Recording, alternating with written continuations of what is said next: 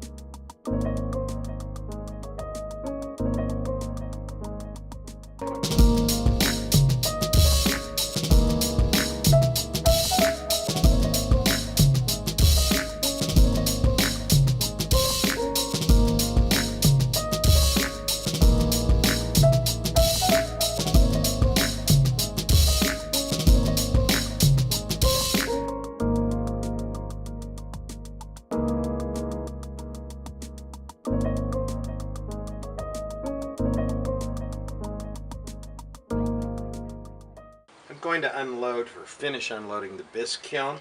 I have a bunch more pots left to go. This is a cone.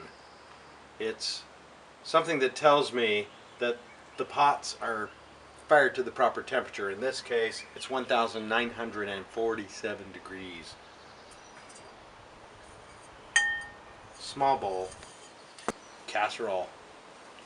It's still kind of hot, but I have potter's hands. I can hold these for a long time. Ooh, lidded jar. Isn't that cute? It'll look even better when it's glazed. When a potter throws the bottom of a casserole and then the lid of the casserole, it has to be measured with calipers so that you get the fit nice and tight. Not too tight, but just a little movement. So it has a little play. You throw it on there, and it sits just right. These are bisqued pots. And the clay starts to become stone again, but it will still accept water, which all the glaze materials are suspended in. And those glaze materials will get sucked right into the walls of the clay. And they'll kind of weave each other into the clay. It's actually more porous than if it were just dry. This pot is like licking an ice tray. It just sucks water right off your tongue and you can feel it. This is called tapping on center. See that? Look at that, look at that, look at that. I'm going to brush a little wax resist on the foot, and that will help repel the glaze. When I dip it into the bucket, I don't want glaze on the foot or it'll adhere to the shelf when it melts. And it would be really hard to carry a creamer around with an 18-pound Kilden shelf on it. Plus it's really big and you'd have to have a lot of shelf room. I mix all of my glazes myself. I don't buy anything commercially. Many of these are fluxes that I use in a glaze recipe to help pull down the melting temperature of a glaze. I have magnesium carbonate, lithium carbonate. That's the same stuff that's used to treat bipolar. Frits are a combination of different ingredients. Iron chromate, zircopax, strontium, wollastonite, zinc oxide, chrome oxide, cobalt carbonate, cobalt oxide, copper carbonate, copper oxide, nacalloid. I just like saying it. I never use it. Probably with any medium, there's going to be something that an artist doesn't really like doing. And for me, it's glazing. It's really, really hard. So much can go wrong. The glaze has to be on just right, and it's got to be clean, and it's got to be an even thickness.